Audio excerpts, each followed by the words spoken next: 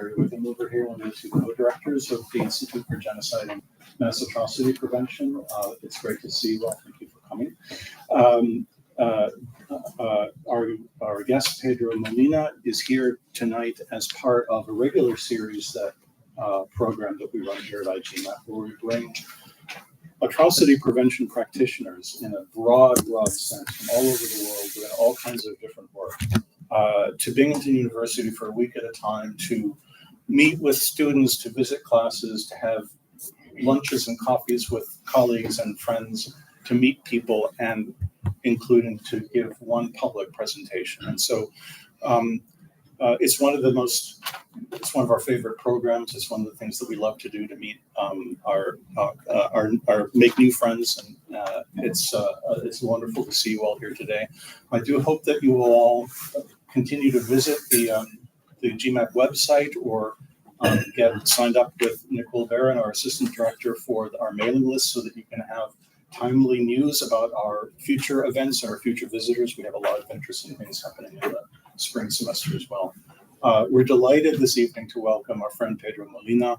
Pedro is, as many of you know from having him visit your classes, a Nicaraguan political cartoonist, journalist, and I would say human rights defender in his native Nicaragua. He has been busy at work creating political cartoons and various illustrations and artwork for more than 20 years now. His art, his cartoons and his illustrations have appeared in major newspapers and magazines and websites all around the world, just to name a few: Politico, Los Angeles Times, the Washington Post, and the Chicago Tribune, just here in the United States. For several years, he has been a staff member of the digital website, news website Confidencial, which is based in Nicaragua, where he is very busy. I believe he's still producing a cartoon every day, which I would love to hear about how that actually works, because it's hard for me to imagine. So I just wanted to mention a couple of the more recent awards and recognitions that he's received, so that you understand who we've got with us this evening. In 2018, Pedro was awarded the Excellence in Journalism Award by the Inter-American Press Association. In 2019, he was awarded both the Marcia Morris Cabot Prize from Columbia University and the Courage in Editorial Cartooning Award. In 2021, he was awarded the Cartooning Award by the Cartoonists Rights Network International, the Gabo Prize. In 2018, as many of you know, and as he will be talking about tonight, the I don't know what else to call it, but the regime of Daniel Ortega in Nicaragua reacted with extraordinarily lethal violence against peaceful protests in that country. The crackdown has spread and continued and worsened dramatically over the last years since 2018. It's included murders, assaults, kidnappings, massive human rights abuses, the shutting down of a huge number of political organizations and non-governmental organizations, the effective attempt to stifle and silence news agencies as well. Confidencial was raided by government security forces in 2018, not that long after the crackdown began. They shut it down, and the building is still occupied to this day, as a matter of fact. Receiving numerous death threats, Pedro had no choice but to become a political exile from Nicaragua. He left in 2018, and he came to the United States, to Ithaca, New York, where he was sponsored by the Cities in Exile Foundation, which is a great organization. I can give you some more information about that later. The Ithaca City of Asylum, excuse me, which I better get right since my wife is on the board. So Pedro is here to talk to us tonight about a little bit about his work, a little bit about the current and the evolving situation in Nicaragua, and of course to answer your questions. The title of his talk is Art and Humor by a Nicaraguan Exile, Drawing Out the Voice of the Silenced with Political Cartooning. Please join me in warmly welcoming Pedro Molina. Thank you.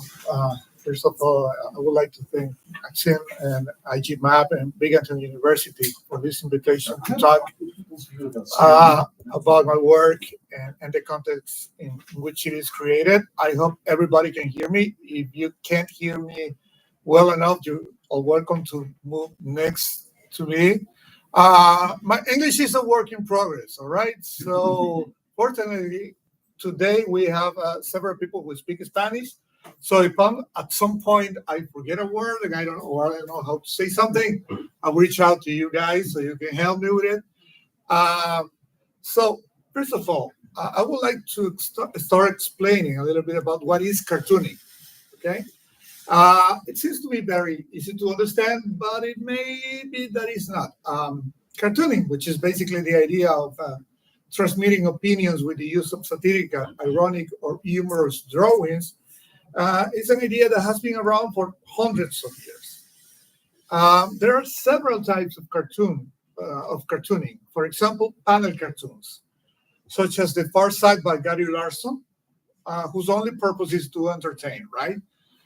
This is one of my favorite by Larson. I don't know if you're familiar with Far Side. It's hilarious and so weird. I really love it. And so, yeah, this is a, pull out, Betty, pull out, you hit an artery. And the purpose of that cartoon is just to put a smile on your face, nothing else, right? There are some cartoons also that seek to entertain, but also offer a reflection on everyday life, like this cartoon by Leon Walsh for The New Yorker. And as you have to, read the scene and then read the caption below it. It says, it keeps me from looking at my phone every 2 seconds, right? So this is one of my favorite cartoons by Walsh. He's a great cartoonist. And of course, as you can see over here, the cartoonist is trying to make you laugh. But beyond that, he's actually trying to make a point out of something. He's trying to make fun of one of our of many behaviors that we have as humans, right? So there is something else. It's not just a laughter. It's about make you think about something specific. Then we have political or editorial cartoons or opinion cartoons, depending on how you want to call them, which in addition to humor, offer a committed reading of the reality that surrounds us or that it is imposed on us by the spheres of power. For example, this is one that I did recently. And so as you can see, the difference is over here is that I'm trying to make you laugh, maybe. I'm trying to address a very specific topic, but beyond that, I'm giving an opinion about it too, right? So let me read it to you. I hope you can read it from there. As you can see, it's a classroom. There is the 10 Commandments on the wall.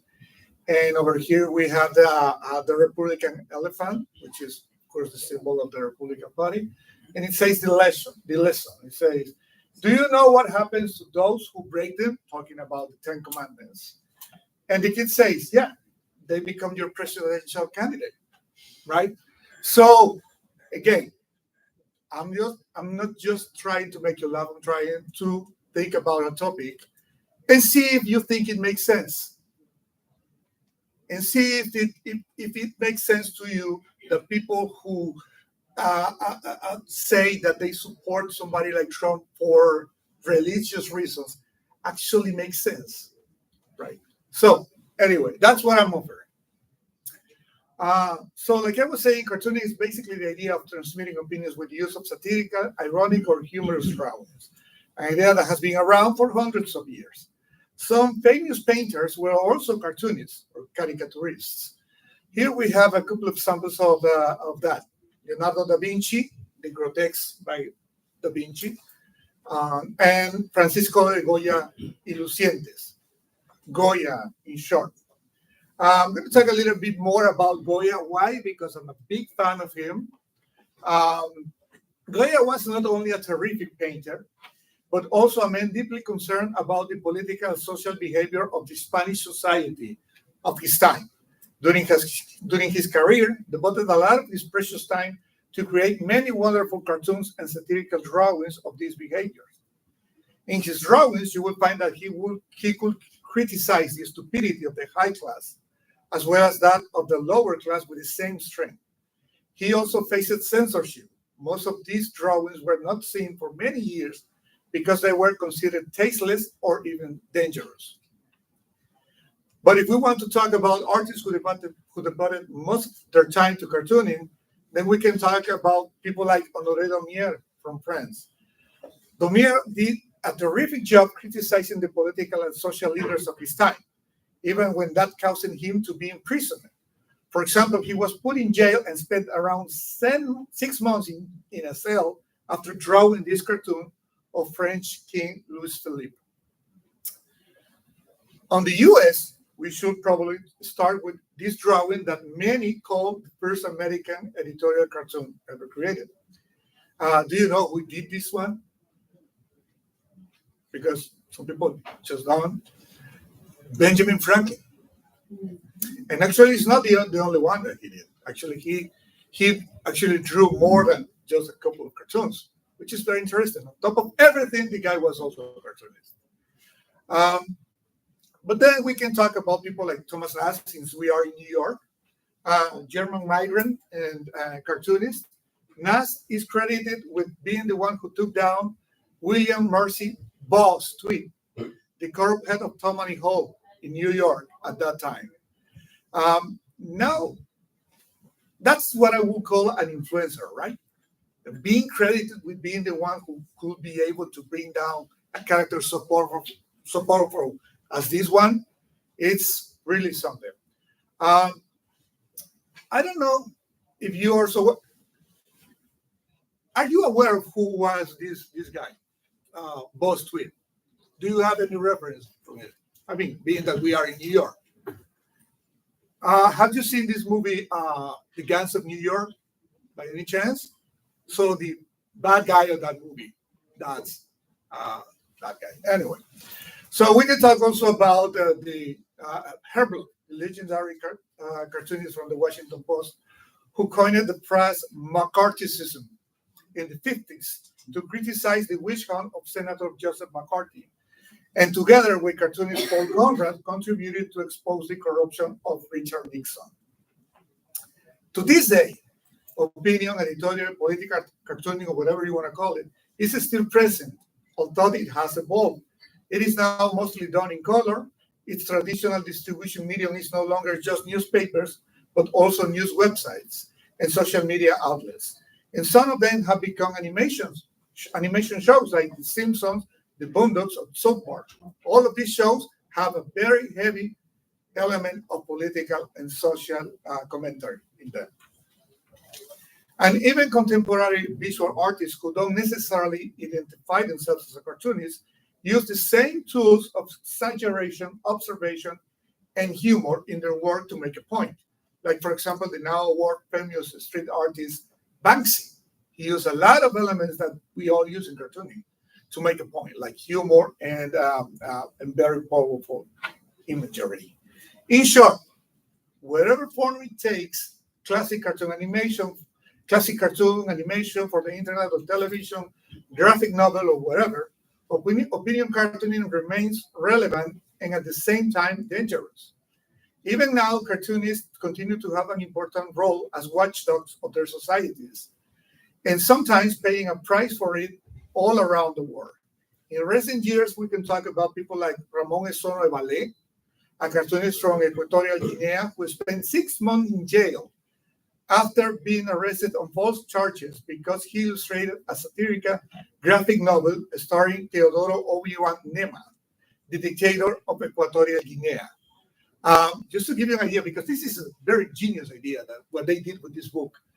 The idea of that graphic novel is that the dictator, suddenly one day, he wakes up and he's no longer the dictator of his country, but a regular citizen of that same country under his own rule. And he gets to live like everybody else is living under his regime, right? And it's really, really, really good. So that's what they did, and the dictator got upset about this and put him in jail. we can also talk about cartoonists like Ali Farsad, a cartoonist from Syria, who in 2011 was kidnapped and beaten up to the point that his kidnappers broke both of his hands as a punishment for the cartoons that he was doing about the Assad regime. Back in the United States, my good friend and colleague Rob Rogers was fired after more than 20 years as the cartoonist of the Pittsburgh Post-Gazette. The reason, his cartoons about Donald Trump. Now, let's talk about my personal story. My name, as you already know, is Pedro Molina. And as you already know, I'm a cartoonist. And as you already know, I come from Nicaragua. Now, what most people know about Nicaragua, if they know something at all, is that we had a huge revolution back in 1979, inspired by this guy, Augusto Cesar Sandino, or Augusto C. Sandino. Sandino fought against the military occupation of the U.S. in my country between 1927 until his assassination in 1934. He was killed by this guy, who is here sitting next to FDR. His name was Anastasio Somoza, and he was, for 40 years, his family were the rulers of Nicaragua.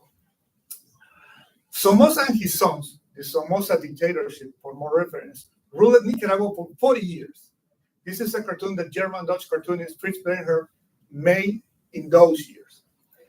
Until July 19, 1979, when he was overthrown by the Sandinista Popular Revolution. This is a cartoon that Nicaraguan cartoonist Roger Sanchez made at that time. You can see that Ortega sitting in a barrel of powder in Nicaragua. What followed was a decade of civil war with Nicaragua divided into two armed groups. The Sandinista regime totally sided with the Soviet Union, and the Contra Army, which was supported by the Reagan administration. That war left us tens of thousands of Nicaraguans dead, exiled and crippled for life, and a country in ruins. In other words, for us, the Cold War was extremely hot.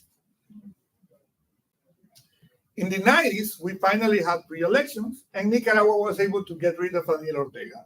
While in the US, Reagan was also out. It was also in the 90s when I started drawing cartoons.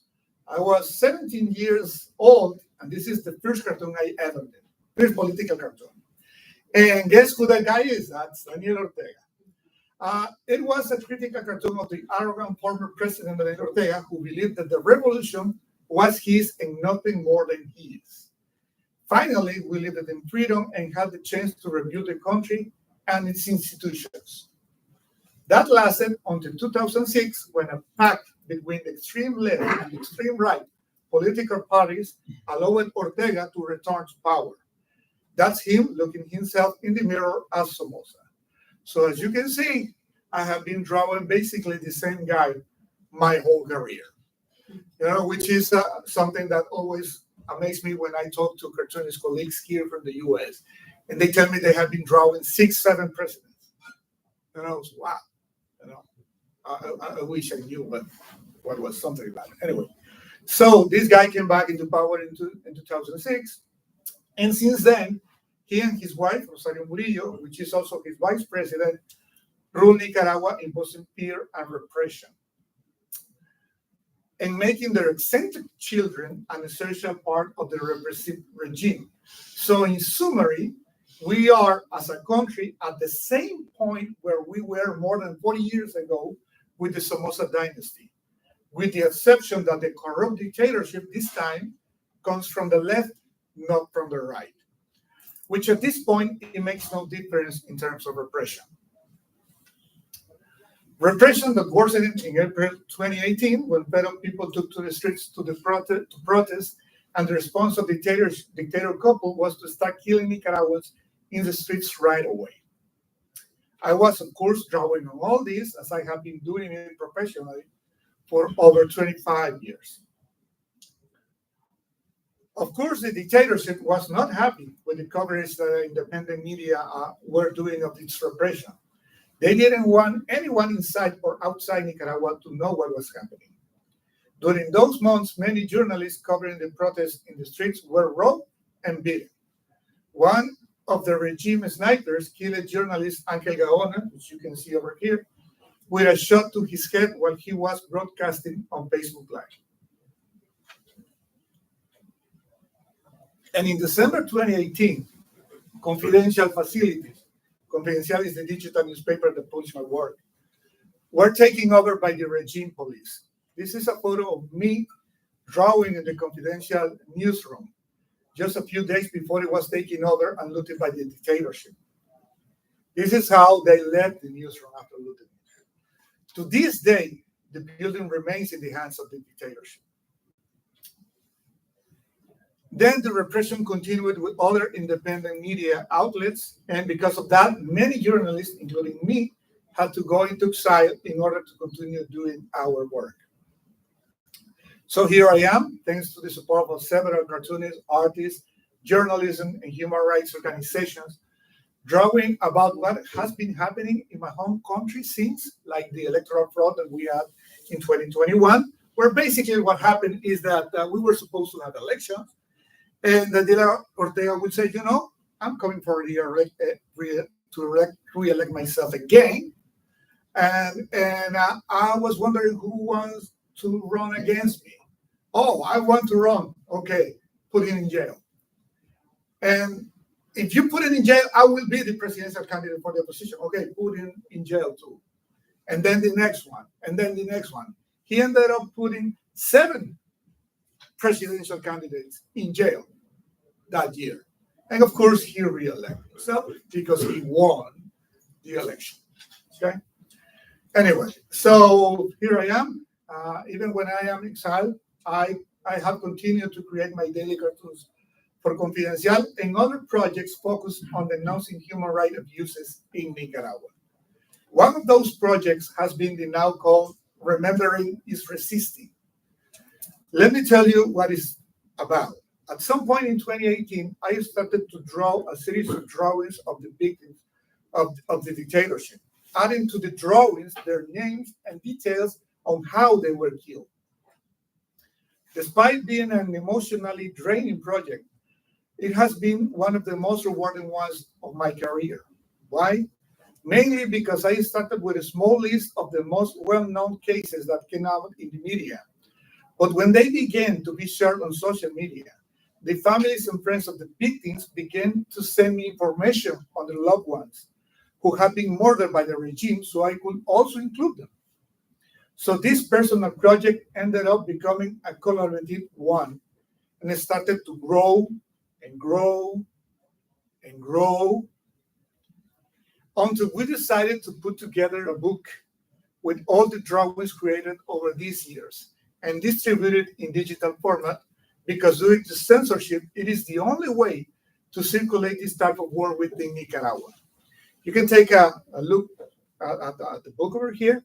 It is also available to download for free in Confidencial website. It is in Spanish, I'm sorry. We don't have the English version of it.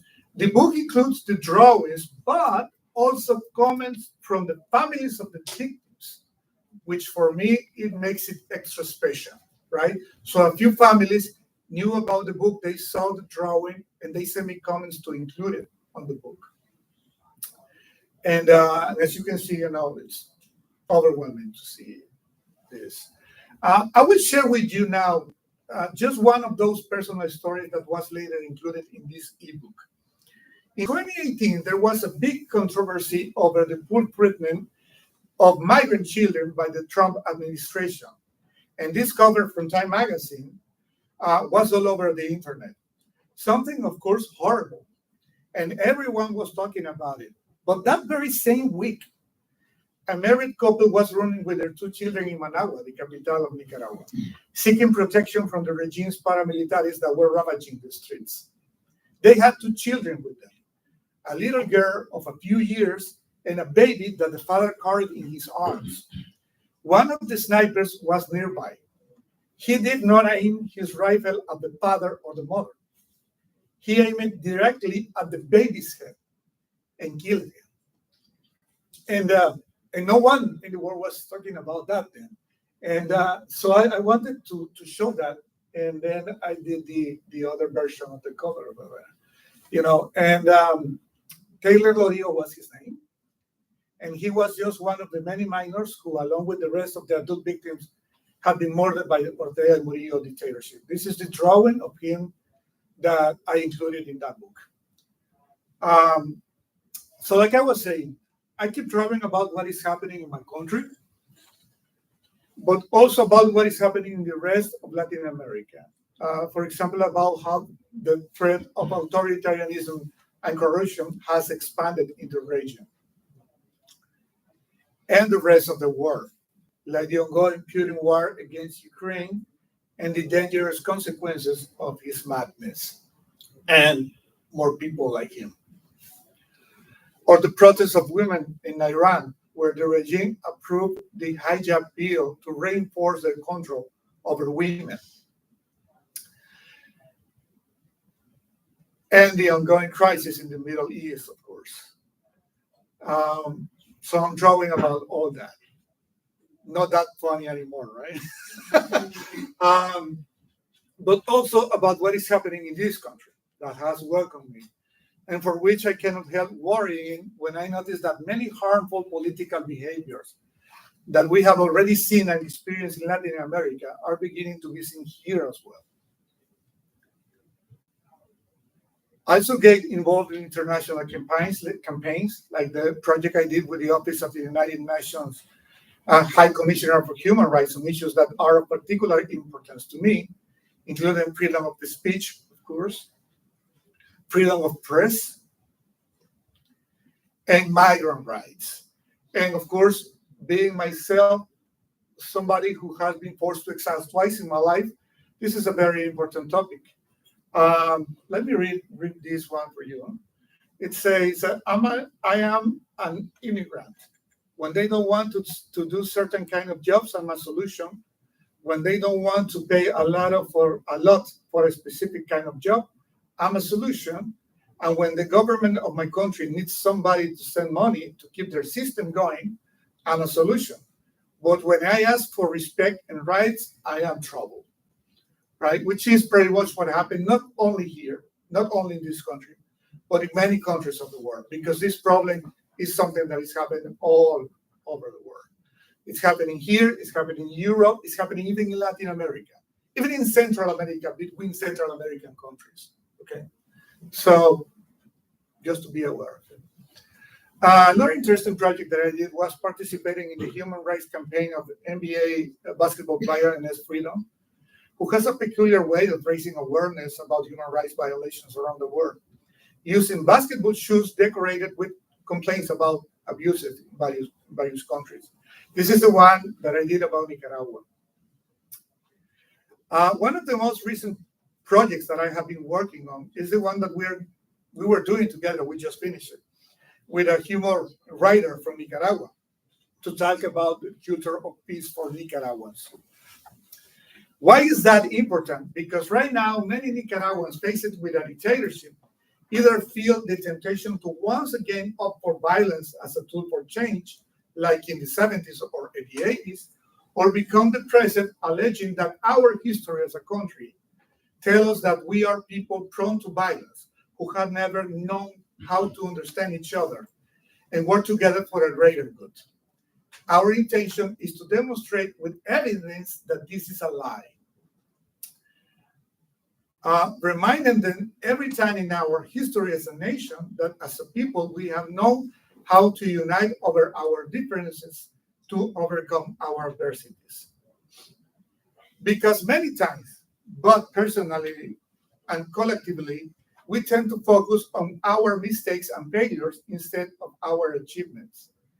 If violence and weapons were the answer to our country's problems, we would not have suffered any for the last 50 years. It's time to think about new alternatives, more civil, more inclusive, and more intelligent alternatives, because darkness cannot drive out darkness. Only light can do that. So I'm going to stop over here. Thank you for your attention. If you have any question, or would you like me to talk more about a specific part of the talk, I'm over here. Thank you.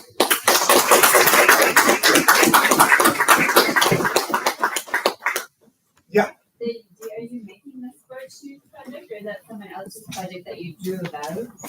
This project, this is something that I did together with this writer from Nicaragua, and we were trying to use humor and history to show Nicaraguans that it's not true that we can't get along, that we are damned to be divided and in war forever.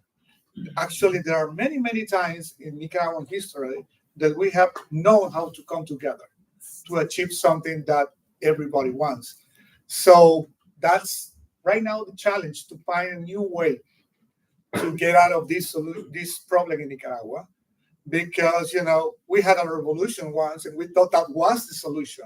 And then we ended up pretty much on the same spot that we were before the revolution. So we got to come up with new ideas about this. Yeah. Any other question? Yeah. Yeah. I'm just going to ask, what drove you in Nicaragua to want to do good cartoons, especially knowing that the government was against what you did? Well, I think my experience, my personal experience, my first exile was when I was 10 years old and was during the Civil War back in the 80s in Nicaragua. Me and my family, we were forced out of the country. And I was already drawing back then. And it was my only way of communicating with other people. I've never been good with words or anything. So we have to start our life in another country. The best way for me to make friends is, to making cartoons of the teacher at class or something like that. It has been always for me a way of communicating what I care about. So later in life, when it was pretty obvious that I was going to do something connected to drawing somehow, some way, my family was asking, well, what do you want to do with your life? And I was wondering, maybe I want to become a painter. Maybe I want to draw comic books. Maybe I want to work in animation, which is another thing that I really, really enjoy.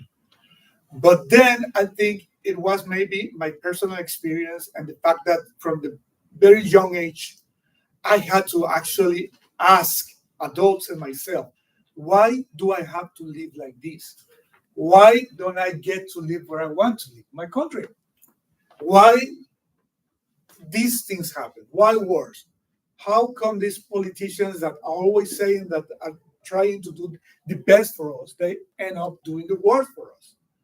So all those questions and all this natural, inclination that I had to draw in came together. And I decided, I want to ask these questions. I want to offer my opinion. I want to talk about what is happening around me. And this seems to be a good path to follow. And that's what I did. And again, remember, I just told you that from 1990 to 2006, we lived in freedom. We had democracy. And that's where I did a big part of my career was developed back then, right? So even when things were not great, they were not as bad as they are today. But I keep going because I think this has value, if not for anyone else, for me. And because I can't stand living as a person, as a human being, seeing all these things and staying quiet. That's not an option for me. Thank you. And it's not like, some people say, even Nicaraguans, they say, yeah, you say these things because you have a privilege. Either you can draw or either you are well known now and you can say these kind of things or whatever it is. But honestly, the only thing that I'm doing is what I wish everybody could do in my country, which is speak out.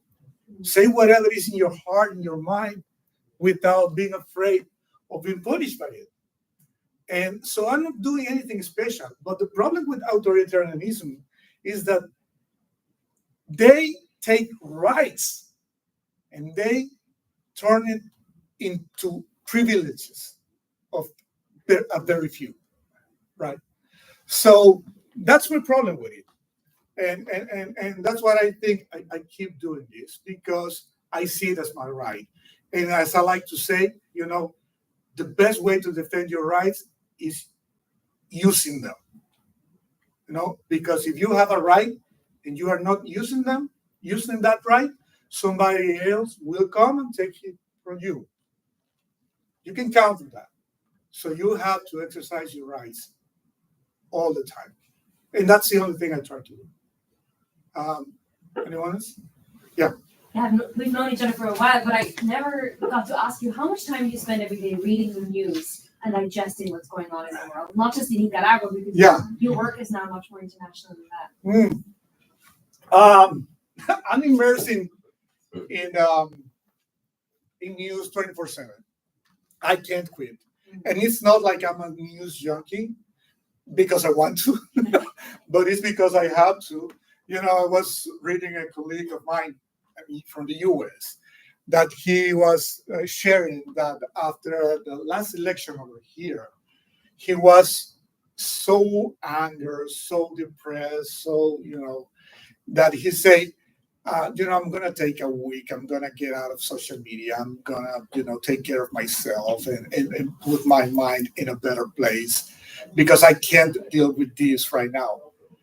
I didn't have that luxury.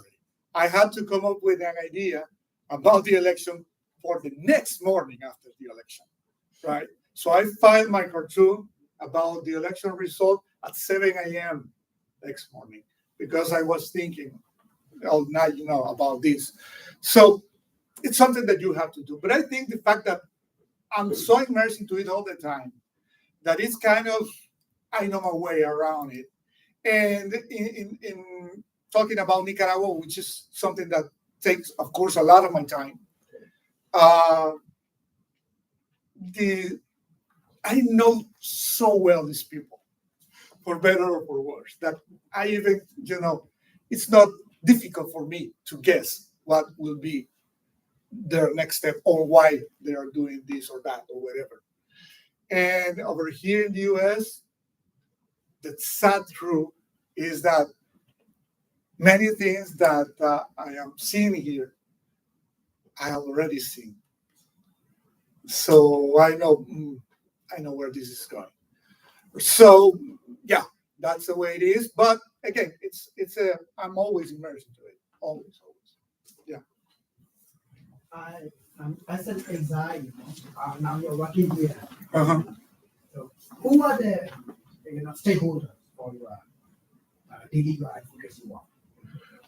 Let me see if I can understand your question well. Are you asking about who are the ones that I focus more being here? Main stakeholders who are working as an exile. Oh, I'm sorry. I may not be understanding well your question. Do you mean like stakeholders, right? Who are the main collaborators or stakeholders? Oh, the people who I am working with here in the U.S. Okay. No more in the Nicaragua, right? Right. Yeah. So in Nicaragua, I'm still working with Confidencial, and here in the U.S., I'm working with a syndicate. The name is Counterpoint. They are a newsletter, and they are also a syndicate. So the newsletter, I really like this idea because newsletter is basically the idea of bringing together cartoonists from all the political spectrum. Cartoonists who are very on the left, cartoonists who are very on the right, cartoonists who are on the middle, and get them together to draw cartoons about the topic and share that with their readers. So the readers can make up their minds and decide, this cartoon is good, I agree with it. This cartoon, I don't agree with it or something. So, and they're also syndicates. So they take my work and they send it to, newspapers and digital news websites and that kind of stuff. And that's how I am working here. And I'm also doing some teaching and some stuff that I'm doing here, there, illustration, comic work, a little bit of everything, but everything connected to the fact that I draw, basically. Yeah. Are there any ways in which being in the U.S. for the last 6 years has changed your cartooning and the process? I was already doing cartoons about U.S. politics even before coming here, because even in Nicaragua, I already was with a syndicate, international syndicate. So I was doing cartoons about what was happening all over the world, including the U.S. So did that change my perspective, the perspective that I had of the U.S. that I had back then, and now living here in the U.S.? I'm not sure. Maybe for some things, the day-to-day life, now I get why winter is a big problem, and this region of the country, like, for example, stuff like that. And so that changed your perspective. Now I get why, most white North Americans can't dance. Stuff like that. I was always wondering about why the music is right. That's the reason. And it's not like you can't. You can learn, but the music is not helping you do that. Your music, right? So stuff like that, everyday stuff. But politically, I would say that not that much, because I was already following U.S. politics even before coming here. So it's not like I didn't knew, the major players in the U.S. politics or something like that. And of course, these last times have been very difficult for me, because I'm really worried about a few things. And then I turn around, the people who are around me, they say, don't worry, that is not going to happen over here. And I hope so, but I don't know. So yeah, but it's not like a huge change in that sense. Yeah, you mentioned that you're contributing one cartoon a day to the confidence. Yeah. And also to the syndicate here. Yes. And I'm wondering, how long does it take you to do one cartoon?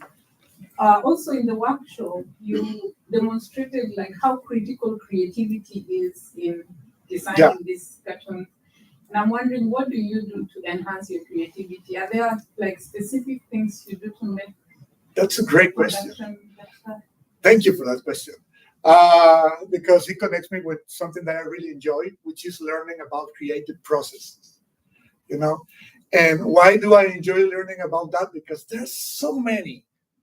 You have no idea. Every time that you talk to an artist, it doesn't matter if it's a cartoonist, a painter, filmmaker, dancer, writer.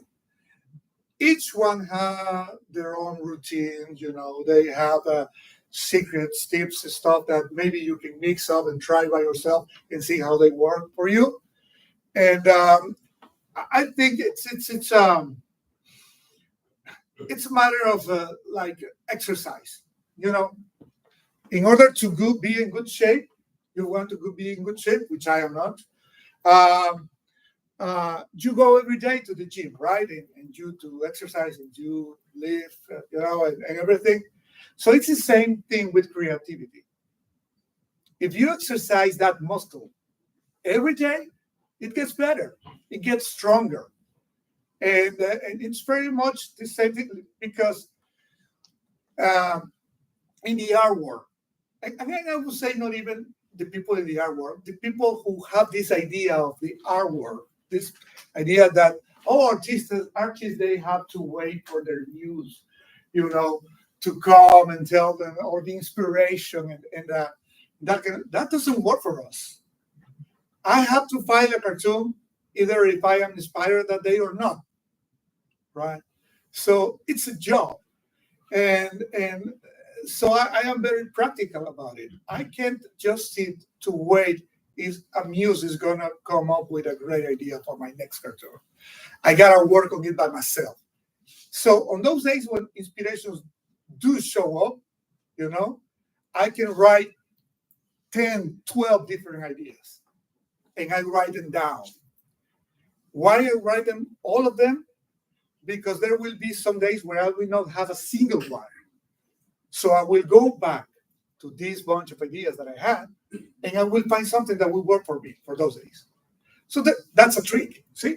So, and there are so many things that you can do to exercise the creativity muscle. For me, beyond seeing the work of other colleagues, of cartoonists and graphic novels, I'm a huge cartoon fan, so I'm always reading graphic novels, following other cartoonists, painters, etc.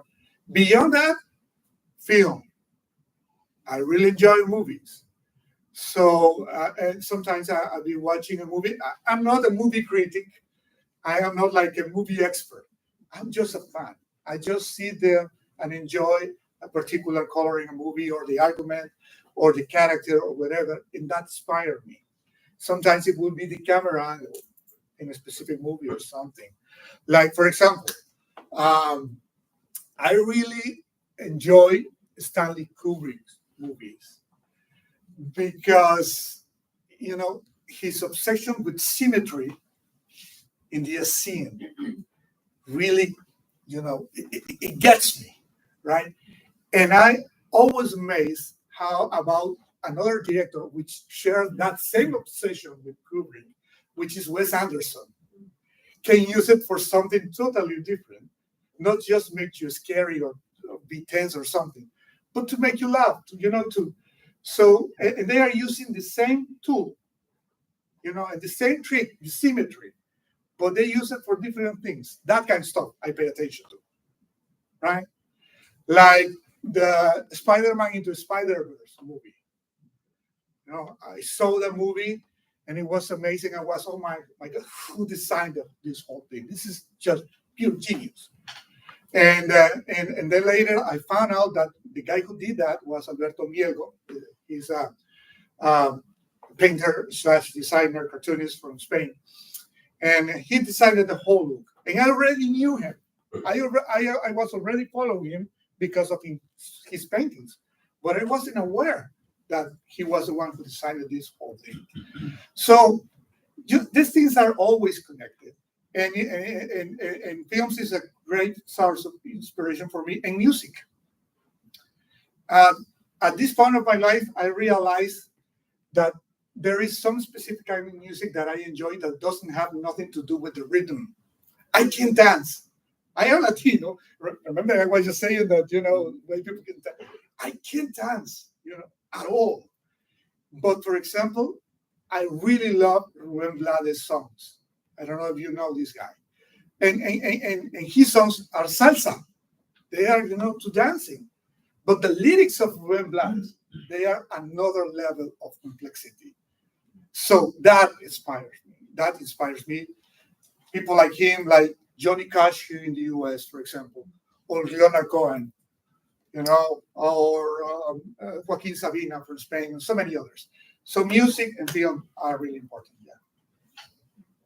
Yeah. In wake of the Trump administration, do you think it'll be more difficult, especially as an immigrant, to draw political cartoons that are critical of the administration? We're about to find out. That's the only answer I can give you right now. We're about to find out. All right. I don't know what's gonna happen. I do know that I'm gonna keep doing what I do.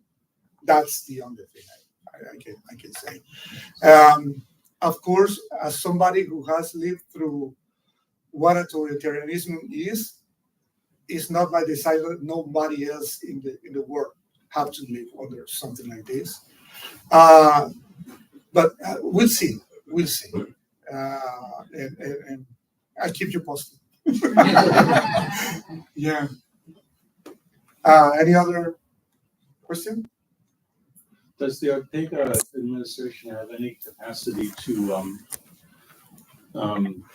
reach and harass political exiles living outside of the country, and particularly ones who are so publicly visible? Yeah, absolutely. I mean, the problem with this is that authoritarianism in general, and we have been talking about this in different classes that I have been visiting, is that they always have to come up with an enemy. Always. And when they run out of enemies, they have to invent an enemy, right? And they are and the level of damage that they can do depends on the power that they have in hands. So it's really, really, really bad that my country, Nicaragua, is under a dictatorship, is ruled with authoritarianism. But in the big, picture in the world, at least it's not affecting anyone. You know what is even worse? When a huge country falls into something like this. Because it's not only about the damage they can do to their own citizens, but what they can do around the world. And talking about this specific, subject, they can reach out. So I can tell you this. In Costa Rica, there have been several attempts to kidnap people. Sometimes they will come through the border, they will kidnap people in Costa Rica and they will bring them back to Nicaragua, the paramilitaries. And they had even tried to kill people inside Costa Rica. There is this case of this guy who has been 2 murder attempts against him in Costa Rica, 2, and he survived it twice. I mean, this is one guy that was driving his car in Costa Rica, and these guys, the killers, were reaching, find him, in a light, in the street light, and in a motorcycle, and they shoot him, just like happened in many cities of Latin America, shoot him several times in this car. And this guy was able to drive to the hospital and save himself, And he did it twice because he tried to do that twice with a difference of 1 or 2 years between them. So, but that's how far as they can go. The resources that they have, this is as far as they can go. Costa Rica is next to Nicaragua. It's easy for them. And the border allows them to get in and out without actually, it's not too much trouble for them. Now, for the people who are, in other countries that they can't reach that easily, what they do, they do 2 things. One of them is that they strip them from their citizenship. Okay, so these people can move. If they stripped you for your citizenship, if you had a passport, you can no longer use it. If you had an ID, national ID, you can no longer use it. You're like a ghost, right? So that's one way. And the other way is that if they can reach out to you, they will come after your family inside Nicaragua. They try to see if you still have relatives inside there, and they go after them. So it's a really complicated situation, but they do try to do as much damage as they can, even if you are not inside Nicaragua. Yeah. Sometimes they even have threatened people, I'm going to put you in the Interpol list. So you're going to be picked up by, The good thing, I think, is that most countries in the world are very aware of what is happening over there, and they don't pay that much attention when they issue an order of capture of people outside.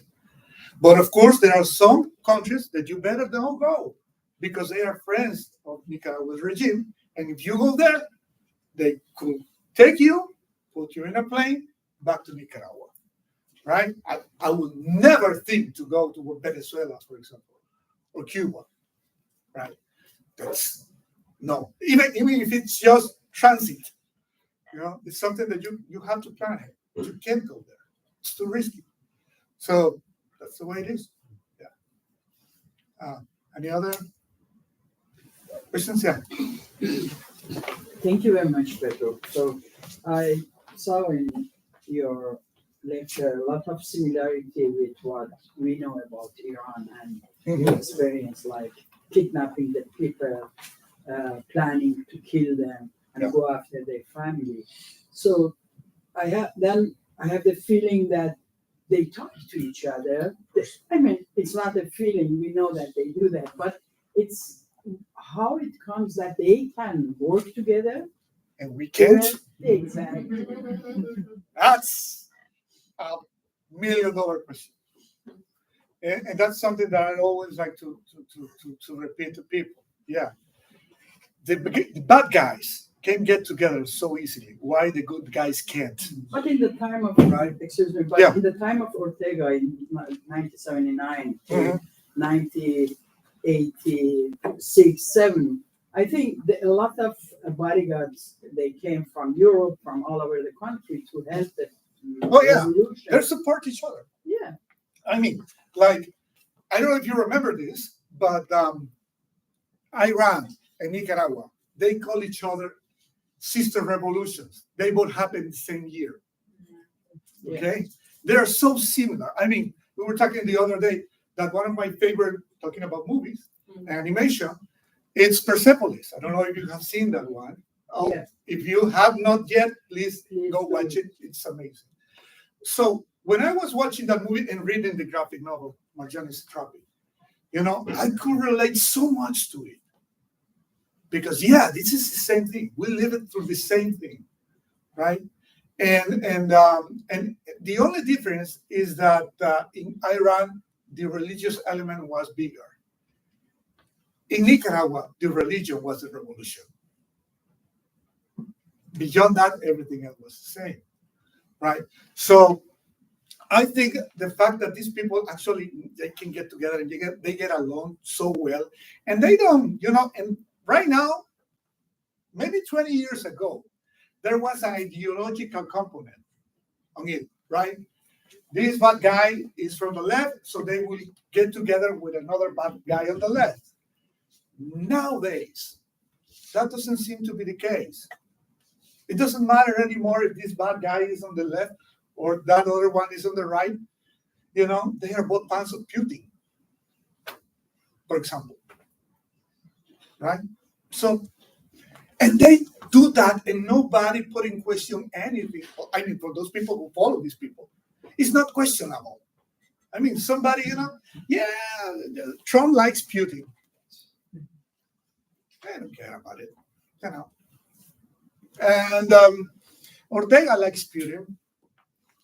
And of course, it's expected for Ortega to like Putin because he is the dictator of Russia. And they're expected to get along. But how come the people who are on the other side, or they say they are on the other side, can take this other thing that I was mentioning and not even question it?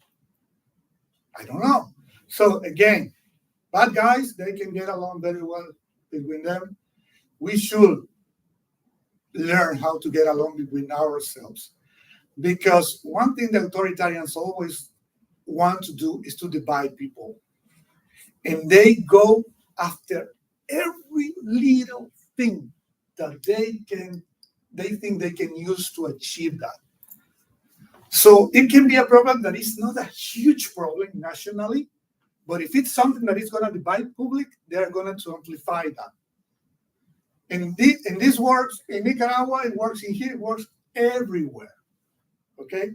Like in Nicaragua was abortion. Right? It wasn't a huge problem in Nicaragua because we had this law that will allow some kinds of abortion, not all of them, right? So, but it wasn't never like a huge point of discussion. But suddenly, the dictatorship decided, these people, they are against abortion, and these people are pro-abortion. And since we are Christians now, we are going to destroy that law. And they did it. Again, talking about ideologies. This is a revolutionary party from the left who decided to destroy abortion rights in Nicaragua. From the left, not from the right. So as you can see, it's not about ideology. It's about achieving what they want, which is divide people. And they will find any topic that could be hot that could divide people. And they will use it because they don't want the people to get together. They want to fight between them because if people are entertained fighting between them, they can get away with everything they want to do. You're too busy fighting about the price of X to notice bigger things. So that's the way it works.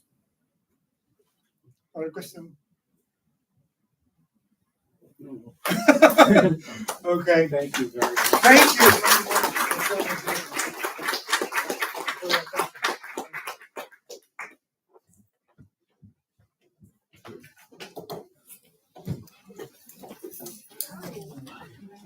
My name's Chris. I teach the next